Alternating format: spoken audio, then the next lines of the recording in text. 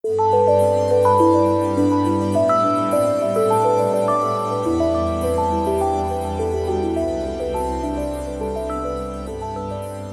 بالله من الشيطان الرجيم بسم الله الرحمن الرحيم الحمد لله رب العالمين والصلاة والسلام على سيدنا محمد وعلى آله وأصحابه أجمعين. Fusus al-Iman is a concise format of explanations related to Sahih Iman based on Tafsir Asadi and Irshad al-Asadi. This book series is named Fusus al-Iman, Bezels of Faith, with the intention that it may be used by the people as an anchor of Sahih Iman when sailing in the oceans of knowledge of Quran and Ahadith. For the students of Quran and Ahadith, Fusus al-Iman can act as a primer that will help them solidify their Iman and prepare them for facing the onslaught of deviant sects who misinterpret the Quranic verses and Ahadith to lead them away from Islam. Since Sahih Iman is the essential requirement of salvation in hereafter, it is important to have correct understanding of all issues related to Sahih Iman to become eligible for salvation. This book contains selected verses from the surah. The explanations of these verses will, insha'Allah, benefit all Muslims of the world in protecting their Iman.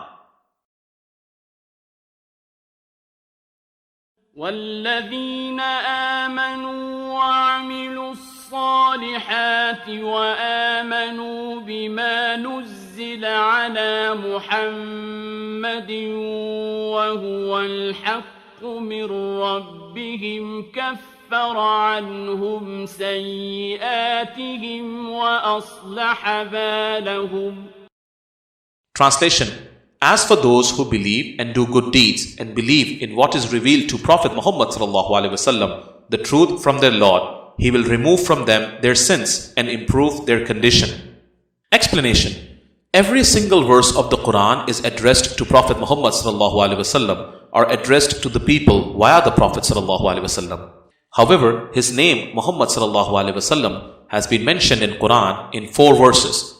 First, Ali Imran 144. Second, Al-Ahzab 40.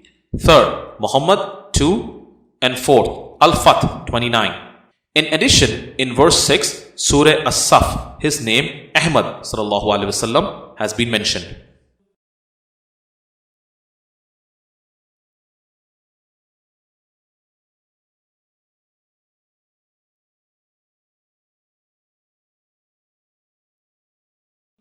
إنا فتحنا لك فتحا مبينا.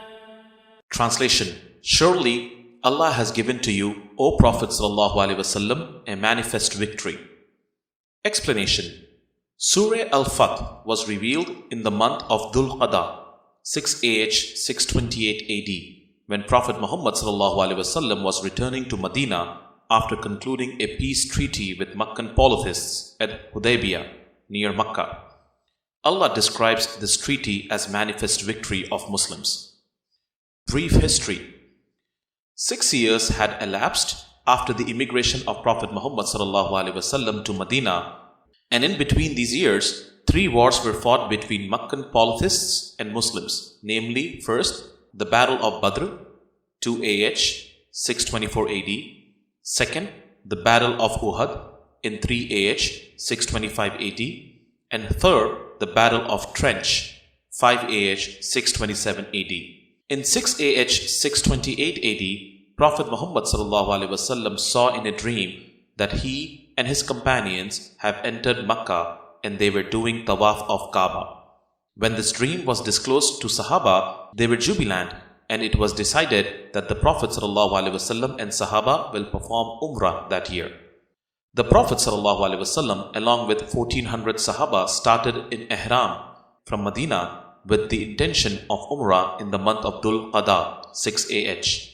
They carried 70 camels with them for the sacrifice.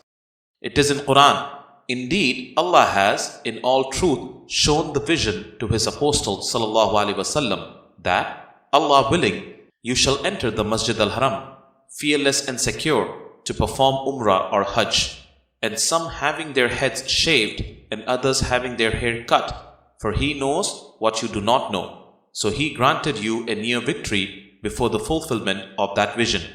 Al-Fath 27. The above verse clarifies that Allah granted near and manifest victory to Muslims before the fulfillment of the dream of the Prophet ﷺ.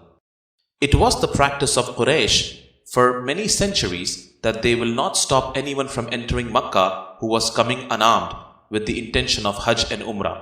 However, when the news of the large group of Muslims coming with the intention of Umrah reached the Quraysh, they got alarmed and decided to stop Muslims from entering Makkah.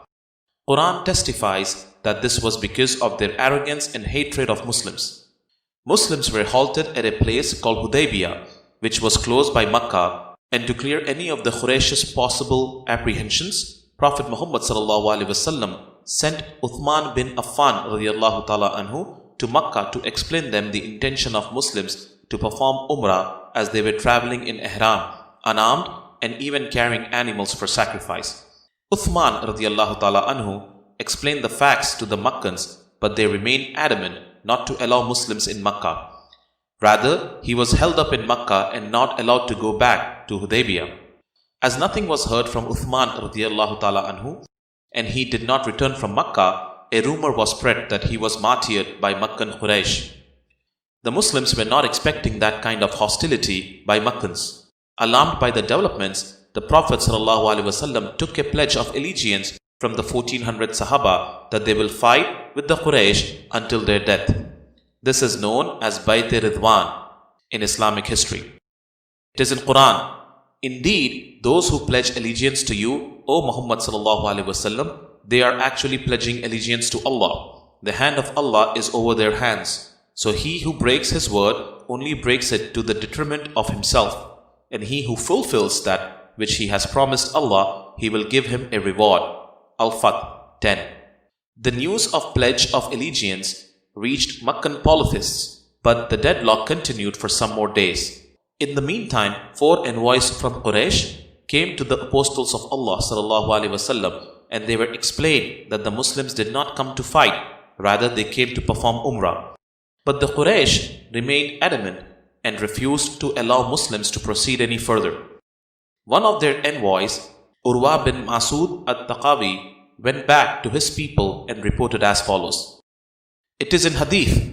Miswar radiallahu ta'ala anhu narrated the account of the treaty of Al-Hudaybiyah, in which Urwa came to Prophet ﷺ to negotiate its terms, and when returned to his people, he said, "O people, by Allah, I have been to the kings and to Caesar, Khusrau and An-Najashi, yet I have never seen any of them respected by his courtiers as much as Muhammad ﷺ is respected by his companions. By Allah, if he spat, the spittle would fall in the hands of one of them, Sahaba, who would rub it on his face and skin. If he ordered them, they would carry out his order immediately. If he performed ablution, they would struggle to take the remaining water, and when they spoke, they would lower their voices and would not look at his face constantly out of respect."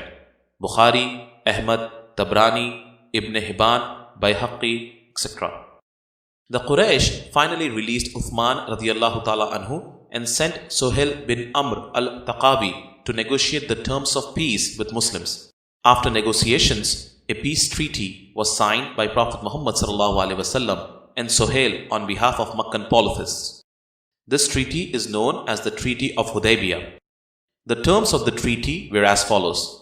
First, there will be cessation of hostilities between the two sides, Quraysh and Muslims, for the following 10 years. Second, any person or tribe who wishes to join Prophet Muhammad ﷺ and to enter into any agreement with him is free to do so.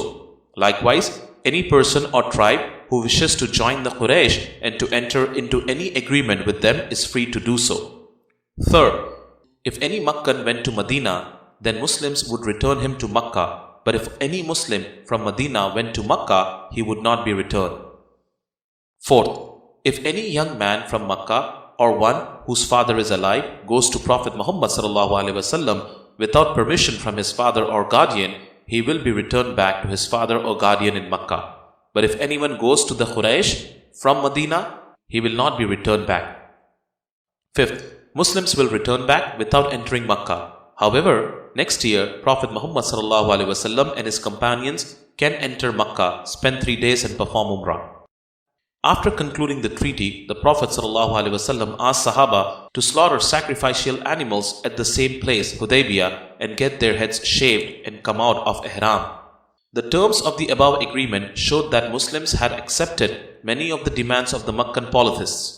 However, the treaty proved to be a massive victory for Muslims as Meccan Mushrikeen, for the first time, recognized the Islamic State in Medina by signing the treaty.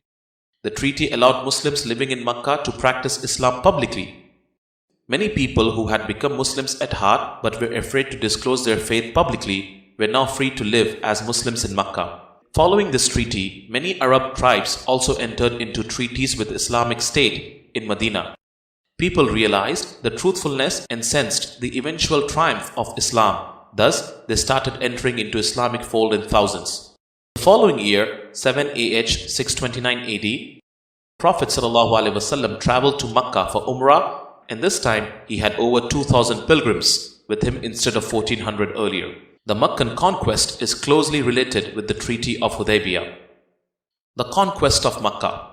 There were two tribes around Makkah, namely Banu Bakr and Banu Khaza, who had enmity between them for centuries and who were often involved in bitter fight with each other. After Hudaybiyah agreement, Banu Bakr tribe joined Meccan Quraysh and Banu Khaza tribe entered into alliance with Muslims. The first year and a half went peacefully after the Treaty of Hudaybiyah. However, after 20 months from the treaty, Banu Bakr attacked Banu Khaza in Shaban 8 AH. They killed many people from Banu Khaza and did not spare them even when they took shelter in Makkah. In this attack, their allies, Quraysh, supported them with men and arms.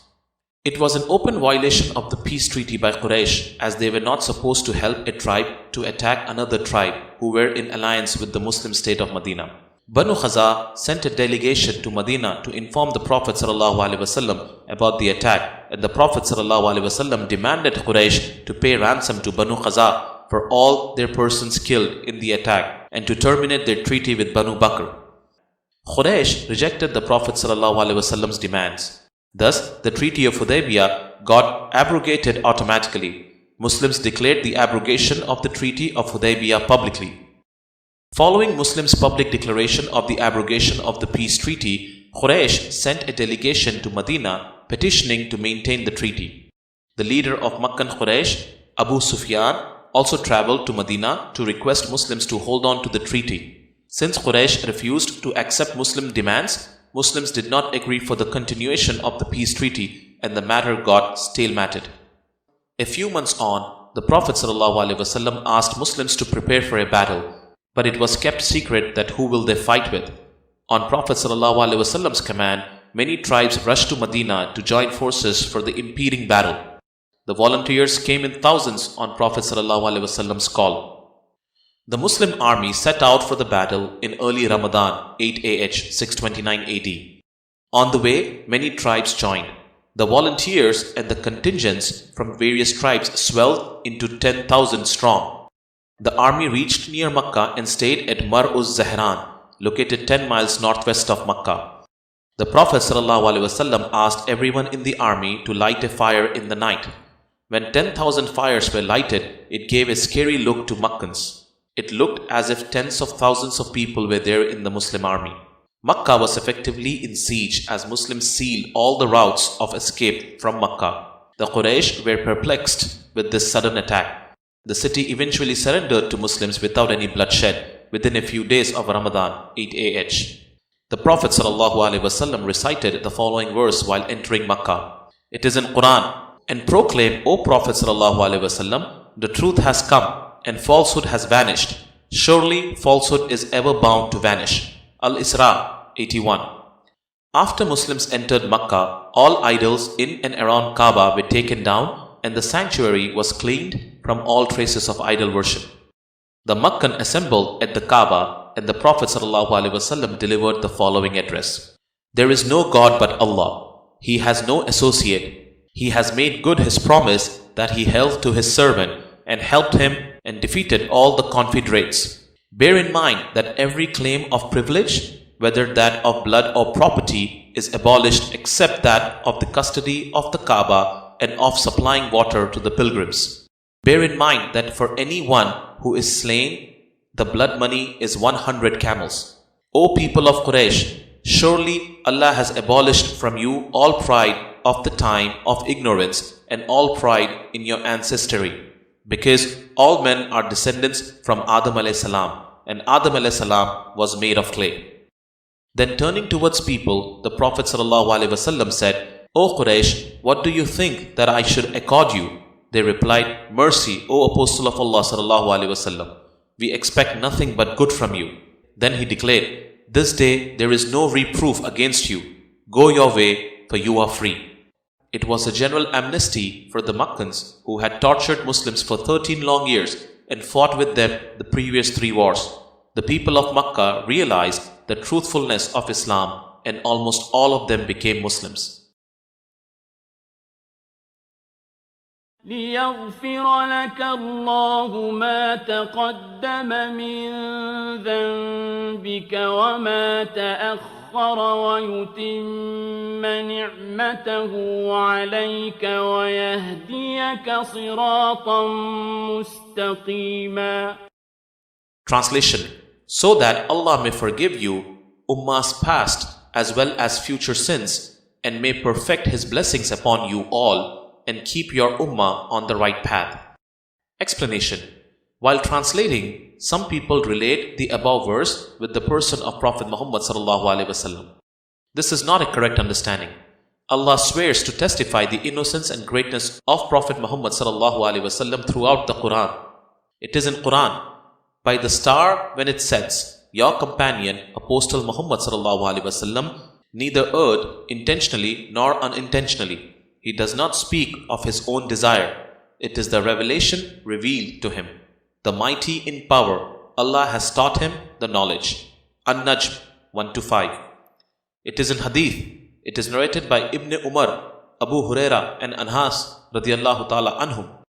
Prophet Muhammad sallallahu alaihi wasallam told his companions, I am not like you. I live with my sustainer, Rabbul Alameen, who feeds and provides me with drink. Bukhari, Muslim. It is in Hadith narrated by Abu Huraira radiyallahu ta'ala anhu. When Allah's Apostle sallallahu alaihi wasallam was asked, since how long he is the Prophet, he replied, when Adam alayhi salam had not yet had his spirit joined to his body. Tirmidhi. It is in Hadith. It is narrated on the authority of Abdullah bin Umar radiyallahu ta'ala anhu that when the Apostle of Allah sallallahu alaihi wasallam was taken for the night journey, he was taken to Sidratul Muntaha, which is situated on the 6th heaven, where terminates everything that ascends from the earth and is held there, and where terminates everything that descends from above it and is held there. It is to reference to this that Allah said, when that which covered the Lot tree.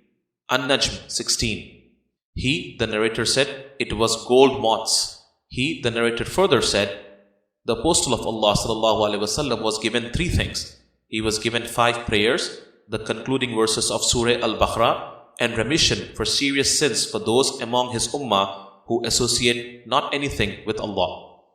Muslim, book number 1, hadith number 338.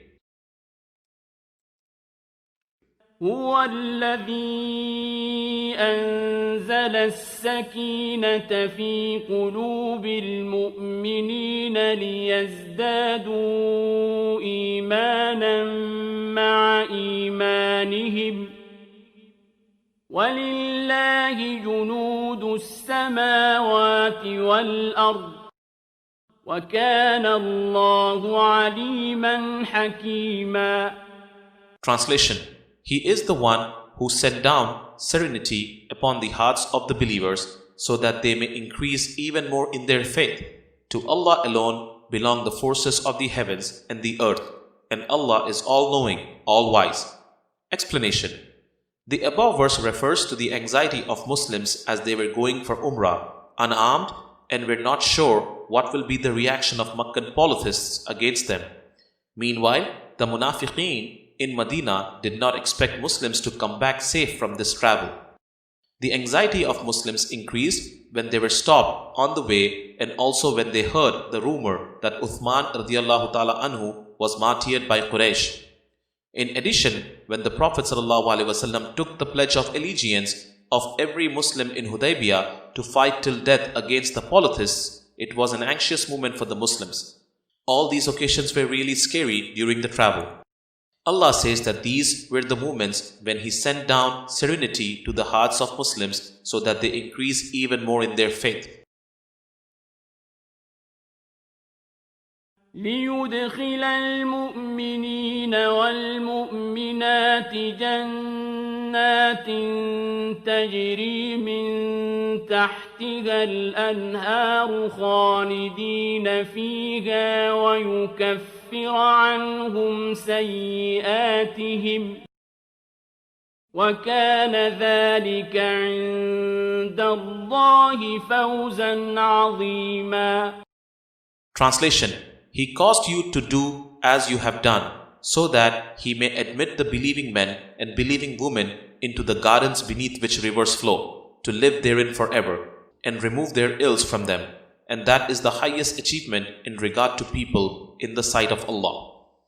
Explanation: The above verse testifies that all that was done in Hudaybiyah by the Prophet ﷺ was directly done under the guidance and execution by Allah. It was a mercy on the believers who were to be rewarded abundantly in both the worlds. إِنَّا أَرْسَلْنَاكَ شَاهِدًا وَمُبَشِّرًا وَنَذِيرًا. Translation: Surely we have sent you, O Muhammad ﷺ, as a witness, as a bearer of glad tidings, and as a warner. Explanation: The above verse describes Prophet Muhammad ﷺ as a witness, a bearer of glad tidings and warner to humanity. Witness of a person who has only heard about a thing is not accepted in the court of law. Witness of a person who has seen the things from his eyes is accepted. Thus, the Prophet Muhammad ﷺ is the one who knows and sees all the physical and spiritual aspects of this cosmos. لِتُؤْمِنُوا بِاللَّهِ وَرَسُولِهِ وَتُعَزِّرُوهُ وَتُوَقِّرُوهُ وَتُسَبِّحُوهُ بُكْرَةً وَأَصِيلًا. Translation: Therefore, O mankind, you should believe in Allah and His Apostle ﷺ, respect and revere the Apostle ﷺ, and glorify him in the morning and evening. Explanation: The respect and love of Prophet Muhammad ﷺ is part of Iman. Muslims are required to love the Prophet ﷺ more than their own selves. His decision in collective and individual issues of the believers is binding upon them even if they are unable to comprehend it. First, it is in Quran, O believers, obey Allah and His Apostle ﷺ and do not turn from him while you hear his order. An-Anfal 20. Second, it is in Hadith.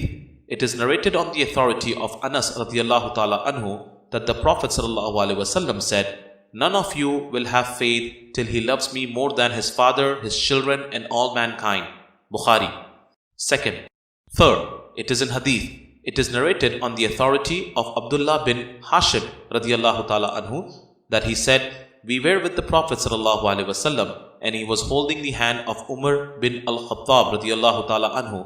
Umar radiallahu ta'ala anhu said to him, O Allah's Apostle ﷺ, you are dearer to me than everything except my own self. The Prophet ﷺ said, No, by him in whose hand my soul is, you will not have complete Iman till I am dearer to you than your own self. Then Umar radiallahu ta'ala anhu said to him, However, now by Allah you are dearer to me than my own self. The Prophet ﷺ said, Now, O Umar radiallahu ta'ala anhu, you are a true believer. Bukhari. Fourth, it is in Hadith. It is narrated on the authority of Anas radiallahu ta'ala anhu that a man asked the Prophet ﷺ about the hour, saying, When will the hour be? The Prophet ﷺ said, What have you prepared for it? The man said, Nothing except that I love Allah and His Apostle ﷺ. The Prophet ﷺ said, you will be with those whom you love. Anas radiallahu ta'ala anhu continued, we had never been so glad as we were on hearing that saying of the Prophet sallallahu alaihi wasallam. Therefore, I love the Prophet sallallahu alaihi wasallam, Abu Bakr radiallahu ta'ala anhu, and Umar radiallahu ta'ala anhu, and I hope that I will be with them because of my love for them, though my deeds are not similar to theirs. Bukhari. إن الذين يبايعونك إنما يبايعون الله يد الله فوق أيديهم فمن نكث فإنما ينكث على نفسه ومن أوفى بما عاهد عليه الله فسيؤتيه أجرا عظيما. Translation. Indeed, those who pledge allegiance to you, O Muhammad sallallahu alaihi wasallam, they are actually pledging allegiance to Allah. The hand of Allah is over their hands. So he who breaks his word only breaks it to the detriment of himself, and he who fulfills that which he has promised Allah, he will give him a great reward. Explanation. The above verse refers to the pledge of allegiance taken by Prophet Muhammad sallallahu alaihi wasallam from Sahaba in Hudaybiyah. قل للمخلفين من الأعراب ستدعون إلى قوم أولي بأس شديد تقاتلونهم أو يسلمون فإن تطيعوا يؤتكم الله أجرا حسنا وإن تتولوا كما توليتم من قبل يعذبكم عذابا أليما. Translation. Tell the Bedouin Arabs, nomads, who stayed behind, you shall soon be called upon to fight against a mighty people, then either you will fight or they will embrace Islam. Then if you obey, Allah will grant you a good reward. But if you turn away, as you have done before, He will inflict on you a painful punishment. Explanation. The above verse was the prophecy and foretelling about the wars Muslims fought with Iranian, Sasanian, and Christian Byzantine empires during the caliphate of Abu Bakr radiallahu ta'ala anhu and Umar radiallahu ta'ala anhu. وعدكم الله مغانم كثيرة تأخذونها فعجل لكم هذه وكف أيدي الناس عنكم ولتكون آية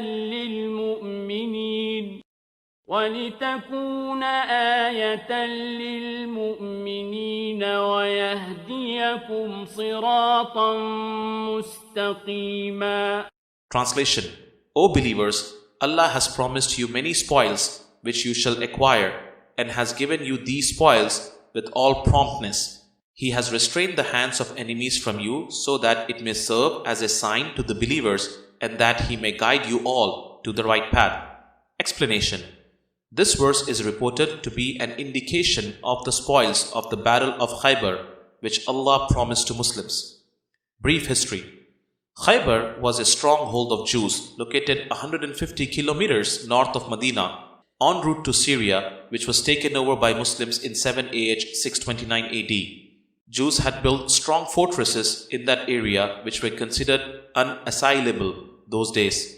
Earlier, two Jewish tribes were exiled from Medina, namely, first Banu Khaynuqa, exiled in 2 AH, and second Banu Nadir, exiled in 3 AH. Both these tribes were exiled for their repeated violations of the terms of the Charter of Medina agreed upon by all tribes in Medina.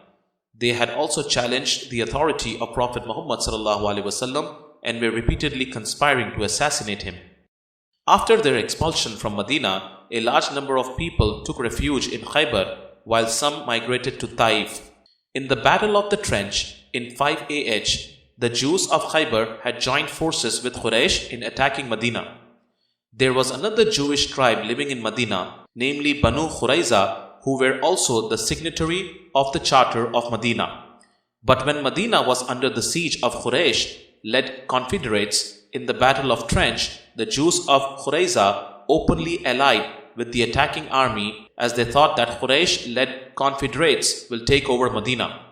Thus, when the Battle of Trench ended, Muslims took over the tribe of Banu Qurayza. The Jews of Khaybar were not happy for the expulsions and takeover of Jewish tribes in Medina, and they vowed to take revenge. They started building up their forces to attack Medina. After the Treaty of Hudaybiyah, the situation changed. Since Quraysh had entered in a peace treaty with Muslims, they were not free to join forces with the Jews of Khaybar to attack Medina. In Muharram 7 AH 629 AD, Muslims marched to Khaybar with 1500 men and about 200 horses. The Jews were caught by surprise. They were asked to submit, but they made fun of the offer and vowed to teach a lesson to Muslims. They shut themselves into their fortresses as Muslims besieged them. However, all their forts fell one by one except their main fort called Khamus, which was regarded as impregnable. The Muslim siege of this fort was dragged on for 21 days. The commanders of the Muslim army were changed every day for the fresh attacks. However, they did not succeed. One day, the Prophet ﷺ announced that the following day he will give the command of the Muslim army to a person who is loved by both Allah and His Apostle ﷺ, and he will conquer the fort of Khamus. The following day, the Prophet ﷺ called Hadrat Ali radiallahu ta'ala anhu and sent the Muslims to attack the fort under his command. When Hadrat Ali radiallahu ta'ala anhu reached near the entrance of the fort, he was challenged by the Jews for individual fight with their prominent warriors. Hadrat Ali radiallahu ta'ala anhu killed whoever came out for individual fight. Seeing that they were losing in individual fights, the Jews tried to enter their fort and close the door. But Hadrat Ali radiallahu ta'ala anhu was very swift in attacking the door, and to the surprise of everyone, he uprooted the door from his hands, which was so heavy that several men were needed to lift it from the ground. Surely, it was Allah's mercy and Prophet ﷺ's support that helped Hadrat Ali radiallahu ta'ala anhu in uprooting such a mammoth gate of an impregnable fort. This is the reason that Hadrat Ali radiallahu ta'ala anhu is regarded as the victor of Khaybar. As the gate was broken, Muslims entered the fort. Whoever resisted the Muslim army was killed inside the fort. Soon, Jews realized that they cannot withstand the Muslim attack, and they laid down their arms and surrendered. Muslims did not plunder the fortress as the Prophet ﷺ declared amnesty to all Jews in Khaybar. A treaty was signed with the Jews by which they were allowed to live in the area freely, but were required to pay half of their produce to Muslims every year, as Muslims will provide them protection from any outside attacks. Jews continued to live in Khaybar Oasis for several years until they were expelled by Hadrat Umar radiallahu ta'ala anhu during his caliphate for their anti-state activities. After the fall of Khaybar, Muslims marched to another smaller Jewish town known as Fadak, which was close by Khaybar. The Jews of Fadak did not fight and agreed to a similar treaty which was entered between Jews of Khaybar and Muslims.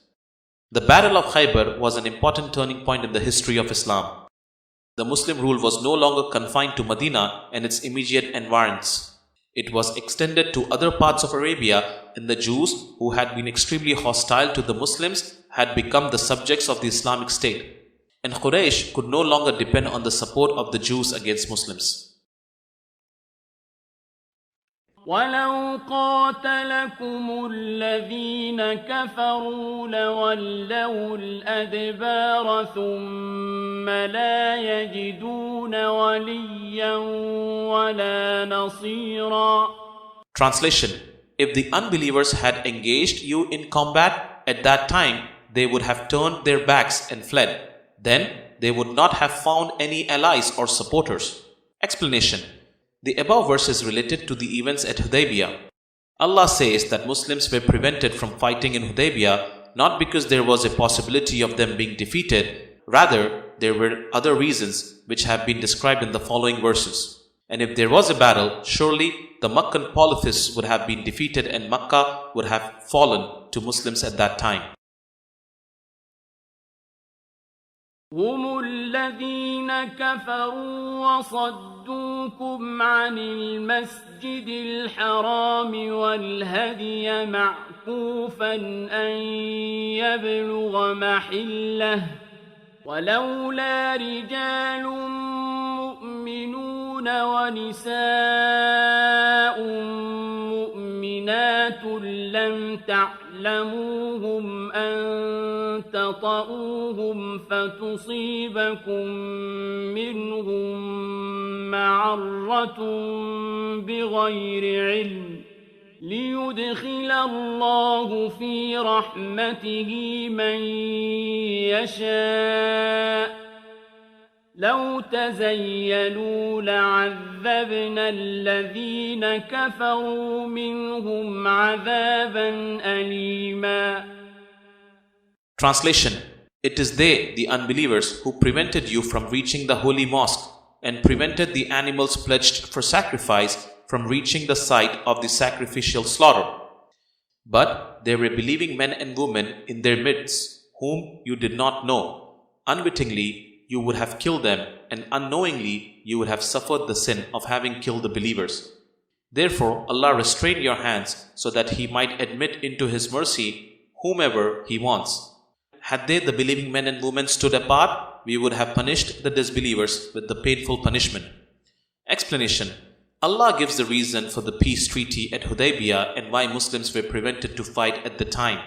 There were a lot of people who had become Muslims in Makkah but had not declared their faith publicly.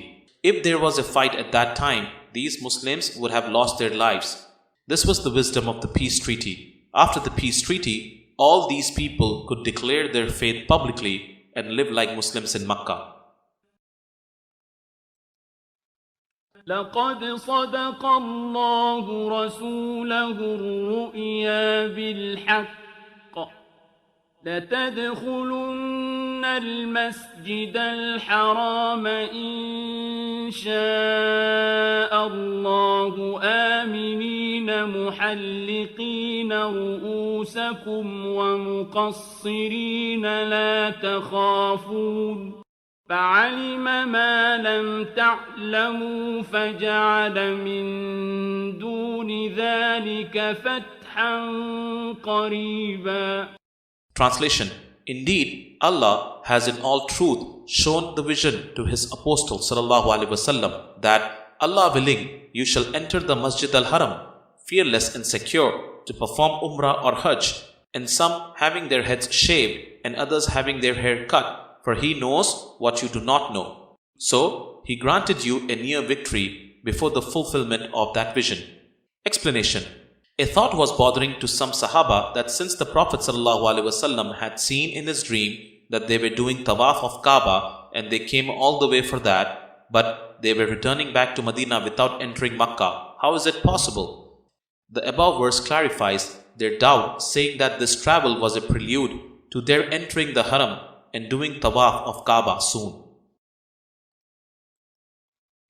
محمد رسول الله والذين معه أشداء على الكفار رحماء بينهم تراهم ركعا سجدا يبتغون فضلا من الله ورضوانا سيماهم في وجوههم من أثر السجود ذلك مثلهم في التوراة ومثلهم في الإنجيل كزرع أخرج شطأه فآزره فاستغلظ فاستوى على سوقه يعجب الزراع ليغيظ بهم الكفار وعد الله الذين آمنوا وعملوا الصالحات منهم مغفرة وأجرا عظيما. Translation: Muhammad ﷺ is the apostle of Allah, and those with him are strong against the unbelievers and compassionate to each other among themselves. When you see them, you will find them making ruku, bowing down, and sujood, prostrate in prayers, and craving for the blessings from Allah and His approval. They have the marks of sujood, prostration, on their faces, the traces of their prostration. This is their similitude in the Tawrat, and their similitude in the Injil is they are like the seed which puts forth its sprout, then strengthens it, then becomes thick and stands firmly on its stem, delighting the sowers of the seed, so that through them he may enrage the unbelievers. Yet to those of them who will believe and do good deeds, Allah has promised forgiveness and a great reward. Explanation. Allah praises the Sahaba who were with the Apostle of Allah ﷺ in Hudaybiyah and who did the pledge of allegiance on his hand. صدق الله العلي العظيم وصدق رسوله النبي الكريم صلى الله عليه وآله وسلم.